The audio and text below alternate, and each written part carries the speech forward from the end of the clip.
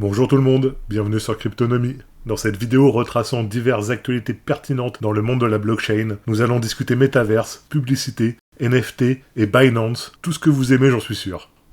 Epic Games gifle Minecraft. Les trolls débarquent sur le Twitter d'Epic Games pour imposer leur vision du gaming aux développeurs de Fortnite. En effet, une partie de la communauté vidéoludique demande l'interdiction pure et simple de toute technologie NFT sur l'Epic Game Store. Ils prennent pour acquis la décision prise par Microsoft très récemment. Si vous suivez nos vidéos d'actu, vous avez sans doute aperçu l'éditeur de Minecraft interdire dorénavant toute utilisation de NFT au sein de sa communauté de maçons virtuels. Tim Sweeney, le PDG d'Epic Games, vient de répondre par une fin de non-recevoir à cette requête. Il affirme que ce sont les développeurs qui décident de l'utilisation faite de leur jeu et non les joueurs. Si cela ne leur convienne pas, ils ont la liberté de passer leur chemin et d'aller sur d'autres licences. Ça a le mérite d'être clair, et en totale opposition au choix fait par Minecraft. Est-ce qu'il faut vraiment prendre parti ? Vous, je ne sais pas, moi je me lance. Étant un grand amateur de commerce dans les jeux en ligne, j'apprécierais avec délectation toute possibilité de s'échanger des biens virtuels ou des avantages durement acquis. Bien sûr, tous les jeux ne doivent pas devenir une ode au système capitaliste, mais dans certains cas, l'économie fait partie intégrante de l'expérience de jeu.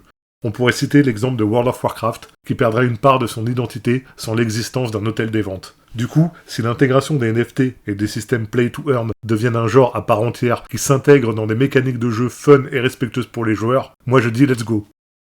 Changpeng Zhao ne se laisse pas faire.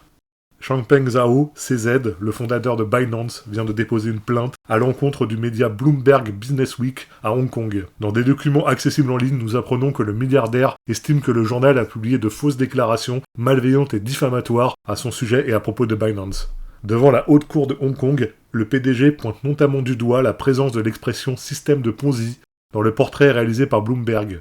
Quand il a été contacté pour une série de photos, l'article devait s'intituler « L'homme le plus riche de la crypto ». Peut-il supporter le froid ? En référence au bear market. Finalement, l'article a été publié avec le titre « Le système de Ponzi de Changpeng Zhao ».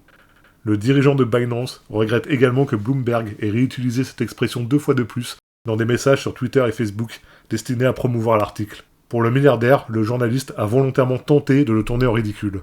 D'après Changpeng Zhao, la version anglaise de l'article contient par ailleurs des passages diffamatoires. Le but serait de faire croire que Zhao et Binance se soient livrés à des activités illégales ou peu recommandables. Ce type de comportement concerne une minorité de journalistes, mais c'est une pratique qui existe et qui est parfois dénoncée à raison par des personnes comme CZ. Lui a le pouvoir et la puissance financière pour se défendre, mais quand la presse maquille la vérité dans des dictatures, l'histoire est beaucoup moins divertissante. Tout le monde s'en fout des métaverses. C'est le mot à la mode du moment qui est agrémenté à toutes les sauces par des entreprises opportunistes et des crypto-fans endurcis. Ils veulent faire monter le cours de leurs actions ou soulever des montagnes d'investissements privés.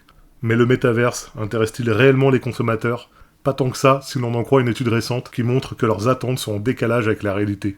On estime le chiffre d'affaires potentiel des multiverses à 800 milliards de dollars d'ici 2024. Mais pour cela, encore faut-il que les consommateurs comprennent ce que c'est.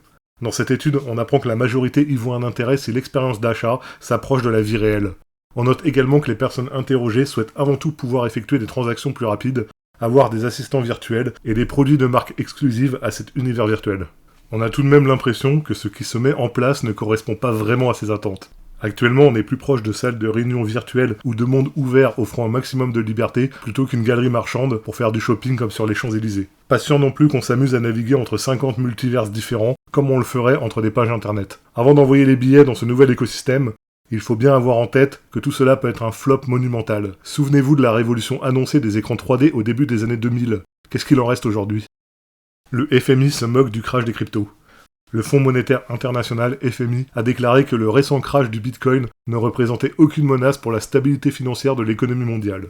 Il indique que ce sont surtout la hausse du taux d'inflation, le Covid et la guerre en Ukraine qui sont responsables d'une récession à venir, touchant la plupart des pays de la planète. Le FMI exhorte aussi le Salvador et la République centrafricaine à annuler leur décision d'adoption du Bitcoin comme monnaie légale sur leur territoire. Ce qui les préoccupe surtout, c'est la perte de contrôle d'une partie de la monnaie, sous couvert de protectionnisme des peuples. L'ubérisation des emplois précaires comme chauffeur de taxi ou livreur à domicile, ça passe, mais quand il s'agit de faire la même chose concernant les banques centrales, c'est plus la même histoire. Pendant ce temps, l'industrie crypto soigne ses plaies après le désastre Terra Luna, Voyager, FreeAC et Celsius, sans parler d'un Bitcoin sous les 20 000 $.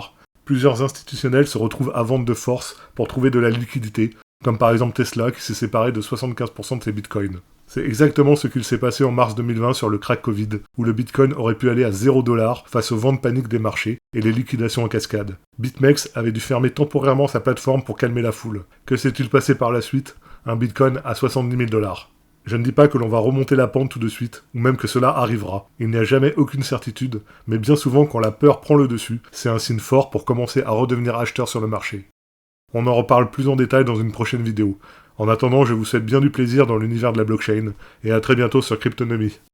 Bye tout le monde.